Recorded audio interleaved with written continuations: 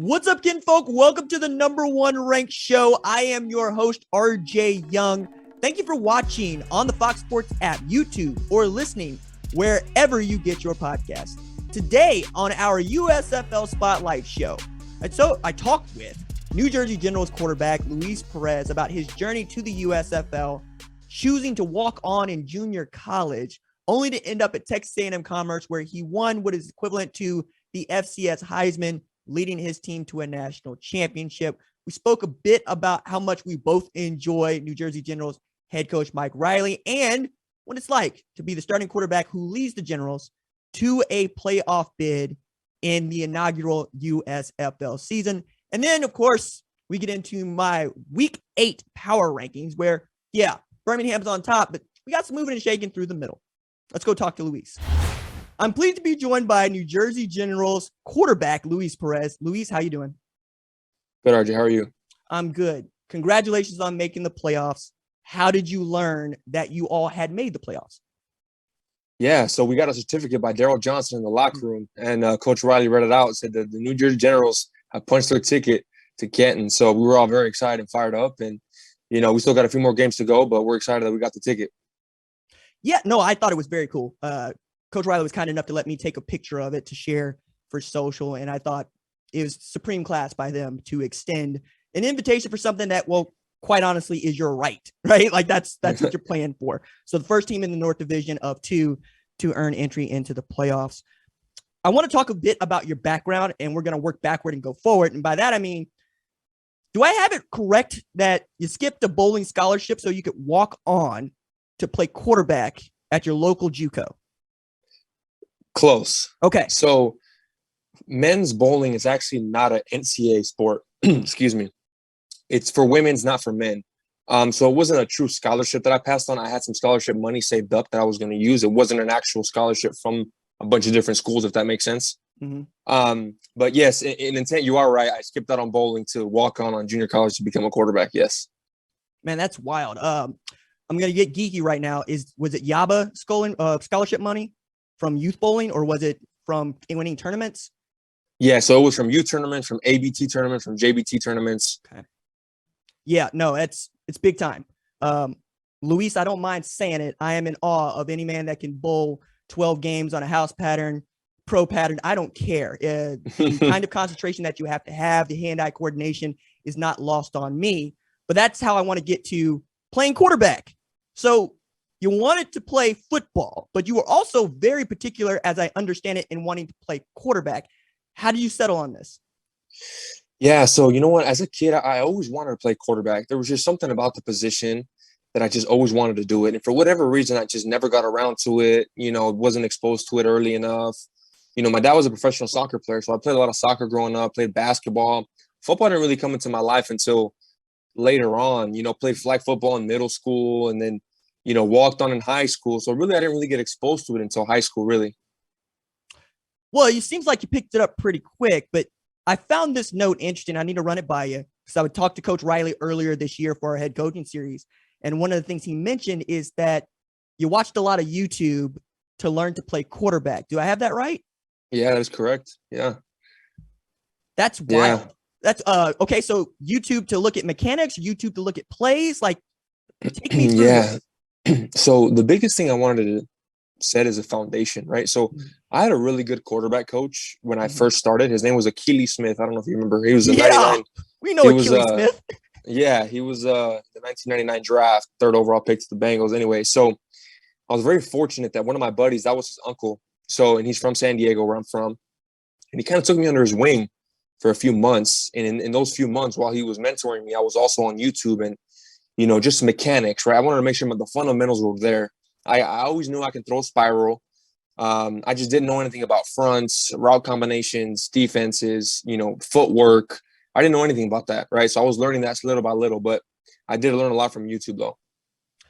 It's, again, just a wild story. And then to have Achilles Smith as any sort of a coach is nothing to sneeze at. But you also choosing to walk on means you're probably behind a bunch of quarterbacks, not just 2 or 3. How did you navigate what essentially is a numbers game that you've been a part of for some time now? Yeah, I mean, just perseverance and having faith in God. I mean, first one there, last one to leave.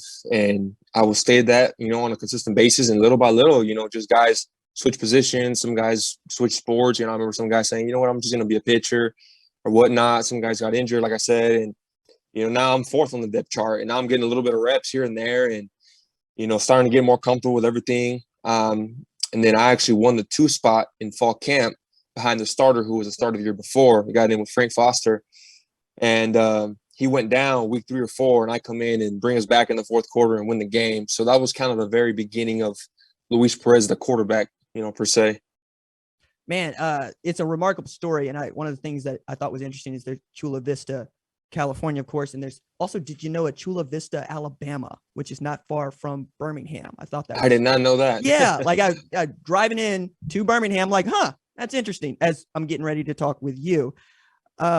You move on from JUCO to Texas A&M Commerce, and you get to find out that you're not just good, you're really good. When did that sink in for you?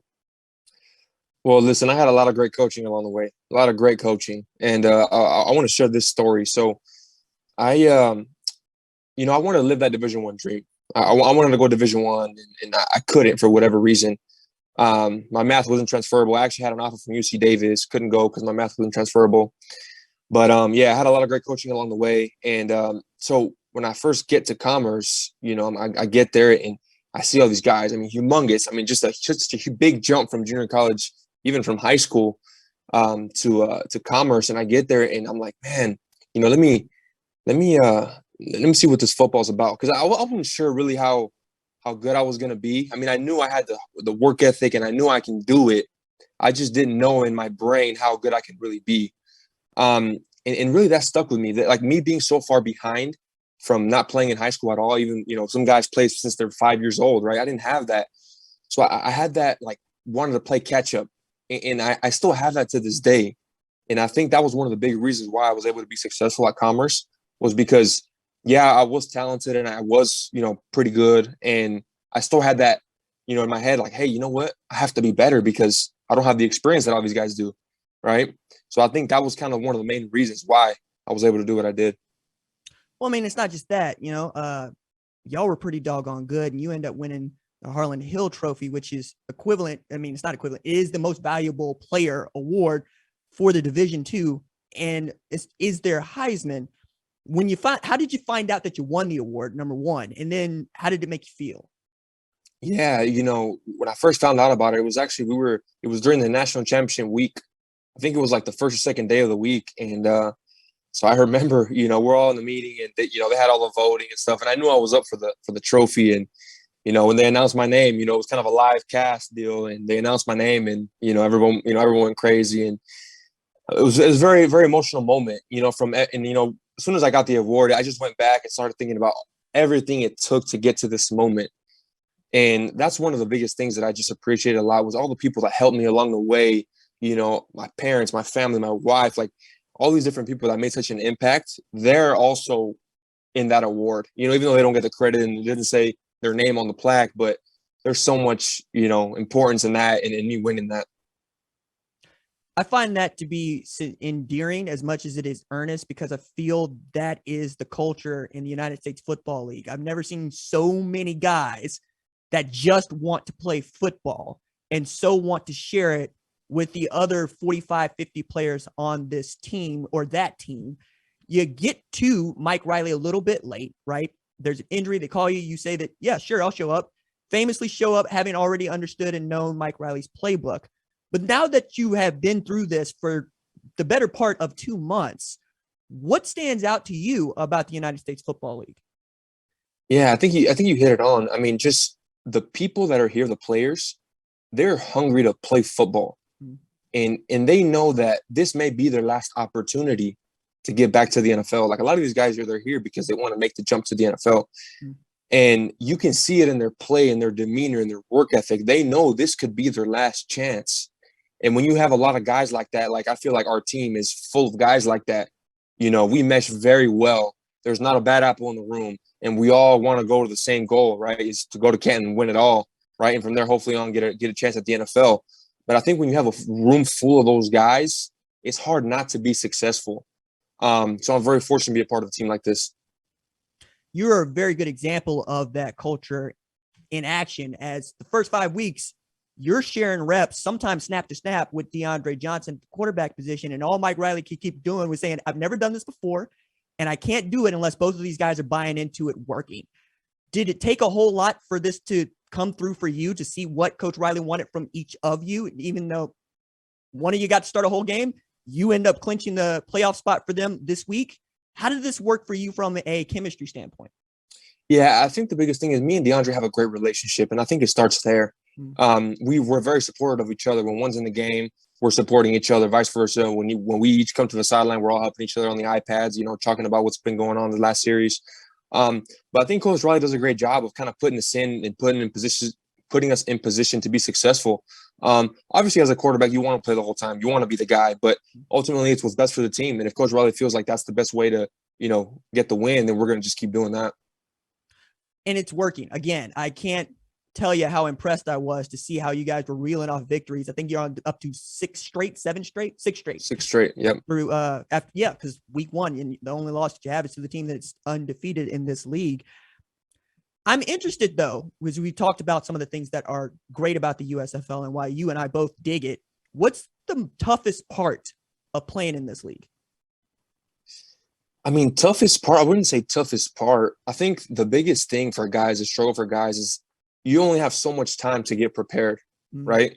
And I think it's different in the NFL, where you have, whole offseason, you have OTAs, you have training camp, you have all this time to just work on the playbook, work on yourself. Here, it was kind of a situation where, it was, I don't even know the exact amount of days, but it was like 3 weeks and you're playing your first game, right? So some of these guys were in shape, ready to go. Some of these guys weren't, right? And it was pretty evident, when we first got here. But again, I would say that would be the biggest thing. It's just like playbook knowledge. I was fortunate enough to be able to, study a bunch of different playbooks before getting the call, trying to be proactive. But I think now we're so late in the season. I think now that's not an issue. I think now we're just playing ball. And I think that's when the most quality ball is going to be played. One of the things that I've tried to be as loud as I can about is that I believe Coach Riley to be one of the best quarterback coaches of all time, if not ever. Phenomenal. Right. Yeah.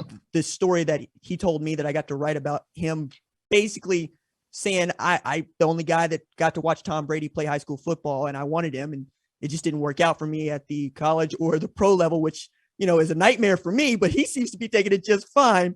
What do you pick up from a guy like that perhaps doesn't come across when we watch you play football? Yeah, there's so much knowledge in there. When he talks, I mean, whenever he talks, I just shut my mouth and just try to listen to everything he says. I mean, that's just the reality of it. He is so smart. He's been around so many great players and been around so much football. Great coaches. Obviously, he's had mentors too, and he's coached greats. So I just want to sit there and just try to absorb as much information as possible from him and apply it to my game, really. It feels like he is the same guy the whole time. And what I mean by that is the way he treats me seems to be the way he treats you. And I find that to be not just endearing and authentic, but I wonder if that catches you, because, we have this great broadcast that Fox puts on where we get to hear almost everything that's being said. And the way that he expresses himself is always just kind of tickled me, in that, he's an old school coach, and there's some things that he's just kind of, well, gee golly, I thought that I was going to go a different way. But he's also right. Like, one of the first things he said to open the season was, I'd be impressed if we didn't run the ball well.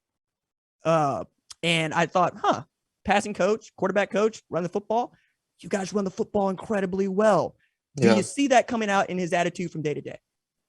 Yeah, he's such a genuine person. And when you have somebody of that high caliber, it's hard to find people like that. And I've been very, I'm just humbled by the way he is, just seeing him, the success he's had, and the way he communicates with one another. I mean, it's just, I'm just very impressed with him. I mean, just overall as a person too, not even just a coach, but what kind of human being he is. He's just so awesome. Yeah, man. I could not agree more. My last question for you, I give it to every one of our guests who are really just giving us their time here on the USFL Spotlight Show.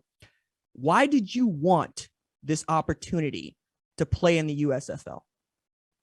I want to show the world that I can play in the NFL, and I want another opportunity, another platform to where I can go and prove it. And again, quarterback position is not just about throwing the football, right? Like, there's a lot of misconception with that. Like, the act of leading men is something I really cherish and I love to do. The leadership aspect of playing quarterback is very important to me, and I take that very seriously. And to be in a room full of guys that are hungry, it's just makes my job easy. And I'm very fortunate to be here and excited to move forward. I'm grateful to watch you play football and to participate in this journey that you are on in the USFL. Again, my thanks to you, Mr. Perez, quarterback, New Jersey Generals. Thank you so much, Luis. Appreciate it, RJ. Thank you. My thanks to Luis Perez for joining us here on the Number One Ranked show. Congratulations once again to the New Jersey Generals, who were the first of two teams to punch their tickets to Canton for the inaugural USFL playoffs. Can't wait to be a part of that, starting June 25th and into the July 4th weekend. But we have had another weekend of USFL football, so we have to do the USFL Power Rankings. And following week 7, as we go into week 8, home stretch of the regular season, yes, the Birmingham Stallions retain the number 1 spot. There's a part of me that kind of wants to troll you and put the Generals there, but I'm not going to do that because I find that to be just a little too on the nose for moi, because that just feels like outrage. Point here is they're undefeated. And while you look at the 7-0 record, anybody that's been watching the Birmingham Stallions knows they make it dramatic every time they go out there to play, man. They start slow. They look not great offensively and then find a way to put it together in the second half. And, winning is winning, and I'm the king of winning is winning. So absolutely, I'm going to count it. I kind of look at this as a college football season, right? You go 10-0. They ought to be in the playoffs. I'm glad that we, have a playoff that relates to half the teams in the field getting into a tournament. Seems like a working idea. Now, one of the things that is great about the Birmingham Stallions and their win against the Pittsburgh Maulers over the weekend is they get to be healthy, or get healthy, I should say. They have a month to get healthy. They were without Scooby Wright. They were without Marlon Williams. They were without Nate Holley. They lost Victor Bolden in the second half and maybe for the rest of the season. They have some work to do. They were so depleted that they had the number 1 pick for the Stallions playing slot receiver after he was supposed to start at quarterback. Yes, Alex Magoo was out there looking great, got some wheels to him. Football slid through his hands, created an interception, but quarterbacks don't usually play receiver, and you're getting to see why. Bo Scarborough had 100 yards rushing for a consecutive week. That pickup has paid dividends already. I expect to see them continue to try to win games because that undefeated record is kind of something you want to hold up, but it won't get in the way of Skip Holtz trying to make the personnel changes he'll need to with a new expanded roster to try to give them a chance to win the inaugural USFL championship. Number 2, I kind of teased it, kind of led with it, New Jersey Generals. The Generals were the second of the 4 teams to punch their ticket to Canton with a win against the Tampa Bay Bandits, a game that they could have just as easily lost. And frankly, I kind of thought that they were gonna, the way that Jordan Tomlin was putting it together at the end of the 4th quarter. But this is also the first game for which Luis got the start and played the entire game. After seeing the 2 quarterback system work for New Jersey for the first 5 weeks, we saw DeAndre Johnson take all the snaps in week 6, and we've seen Luis Perez take all the snaps in week 7. But an unsung hero here has to be Darius Vito, as they call him, and his 30-inch thighs. That was interesting. I got to ask him about that in Birmingham.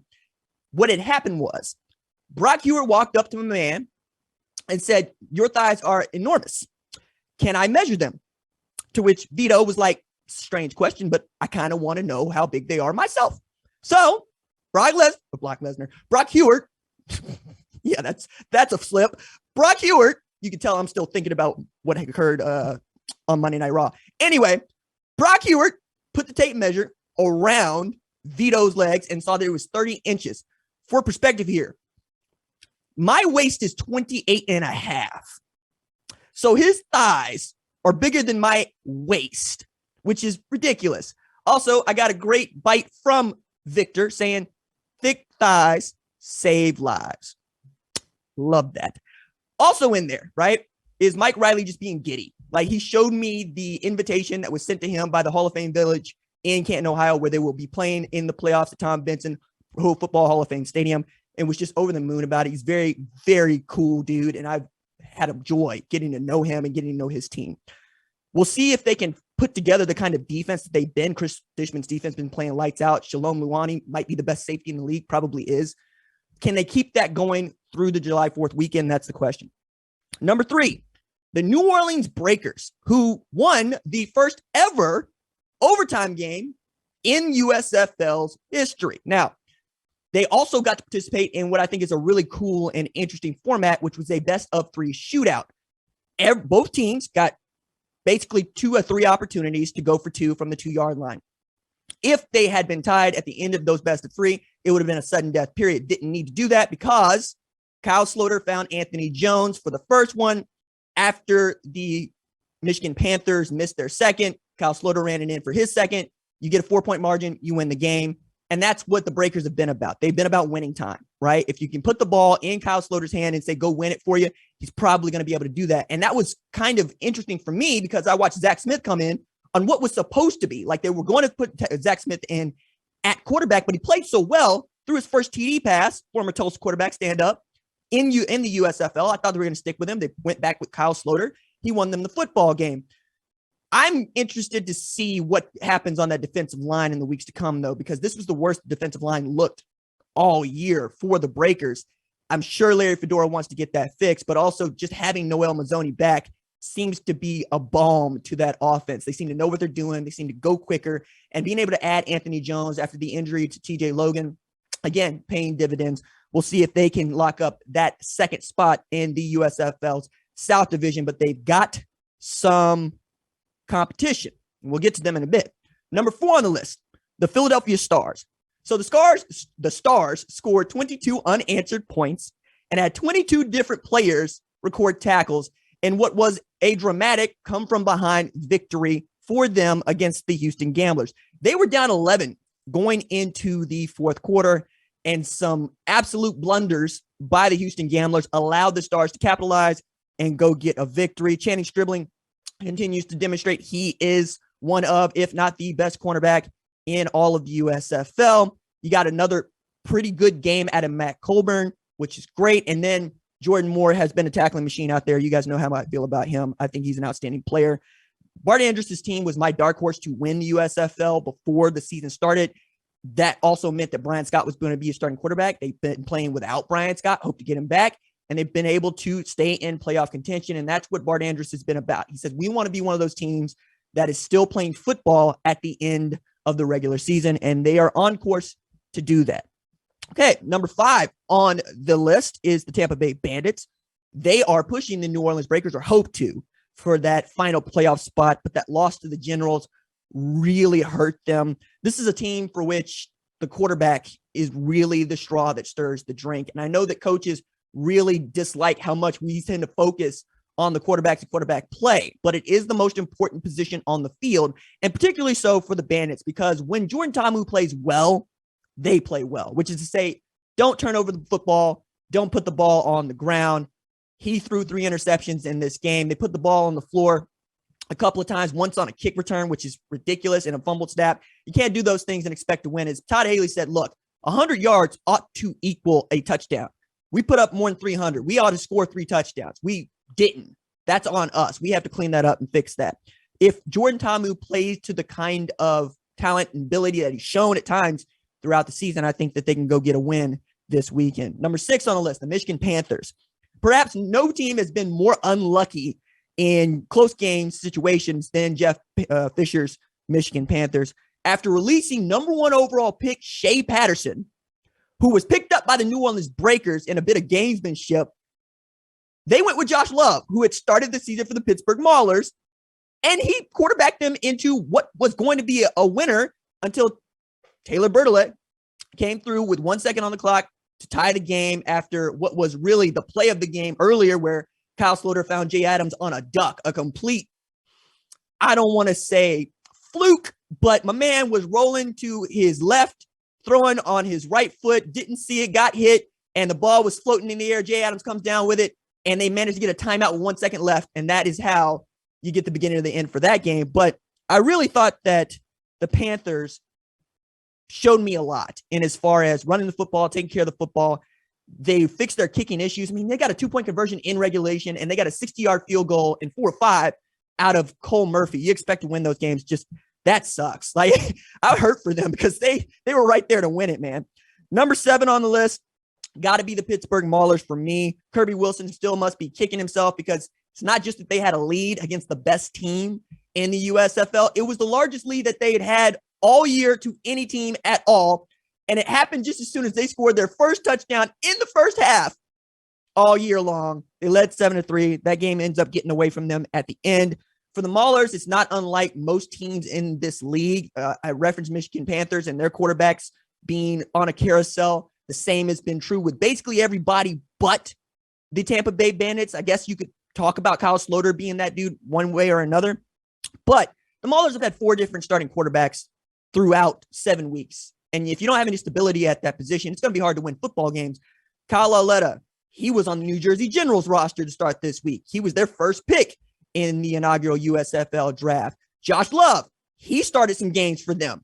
He ends up with the Michigan Panthers and nearly getting the Panthers to a win. Then they pick up Vad Lee off of his couch. He leads them to their first victory in dramatic fashion.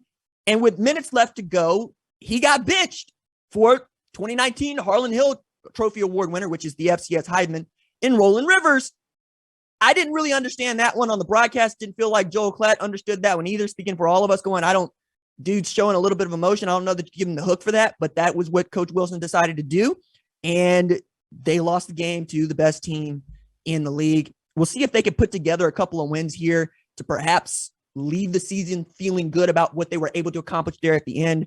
But they got to fix the quarterback situation before they fix anything else. And then last on the list, the Houston Gamblers, a team that just hasn't figured out how to close out games.